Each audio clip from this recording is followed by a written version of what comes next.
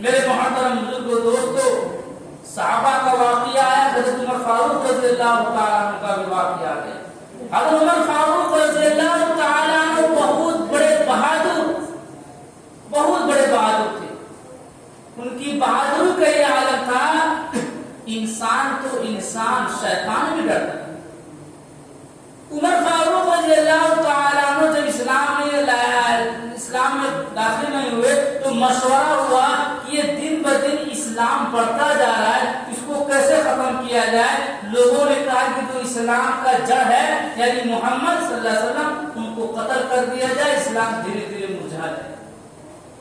عمر فاروق رضی اللہ عنہ فرمایا کہ میں قتل کروں گا، تلوار اٹھائے۔ چند لوگوں نے کہا کہ عمر تمہارے بس کا ہے۔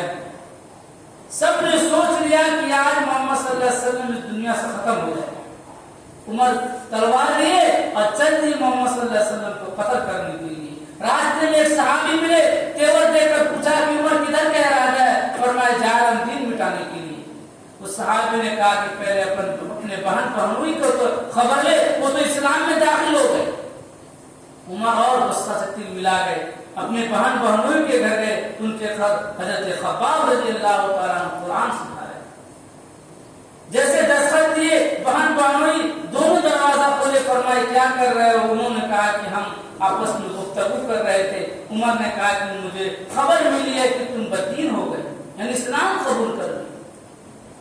بہنوں نے کہا کہ اگر یہ دین سچ ہو تب اتنا سننا تھا کہ بہنوں کے کھینچے کالر پکڑ کر بے تحاشا ٹوٹ پڑی، بہت مارا۔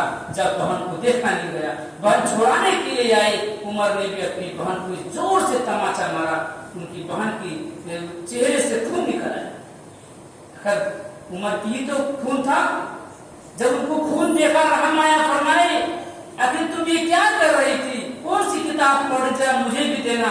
بہن بولی کہ عمر تو ناپاک ہے، پہلے غسل کر پھر قرآن دوں گی۔ عمر غسل کیے، قرآن دیے، عمر پڑھتے رہے، ان کی حالات بدل گئی۔ سورۃ طٰہٰ کی تلاوت کیے تو حالات بدل گئی، پسینہ پسینہ ہو گئے، اور فرمائے کہ محمد صلی اللہ علیہ وسلم کہاں ہیں؟ مجھے لے کر چلو، میں بھی آج اسی دین کو میں قبول کر دوں، میں مسلمان ہونا چاہتا ہوں۔ لوگ ان کو لے گئے محمد صلی اللہ علیہ وسلم کے پاس، اور وہ اسلام لائے۔ اس وقت چند مسلمان تھے، چھپ کر عبادت کرتے تھے۔ عمر نے کہا جو صلی اللہ علیہ وسلم کیوں چھپ کر؟ یہ دین حق ہے، تم چھپ کر کیوں عبادت کریں گے؟ چلیے میرے ساتھ، خانہ کعبہ میں عبادت ہو۔ تو میرے محترم بزرگوں دوستو، ایسے اسلام کا اشاعت ہوا، اسلام پھیلتا گیا۔ تو میرے محترم بزرگوں دوستو، صحابہ کرام کا واقعہ اس لیے بیان کیا جاتا ہے، سیرت نبی صلی اللہ علیہ وسلم کا واقعہ اس لیے بیان کیا جاتا ہے، ذرا سمجھیں اور جانیں اور علم حاصل کریں کہ اس دین کو پھیلانے کے لیے کتنے صحابہ نے جدوجہد کیا۔ جو ہمیں پوپٹ میں اسلام مل گیا، اس کا وقت ہمارے اندر نہیں۔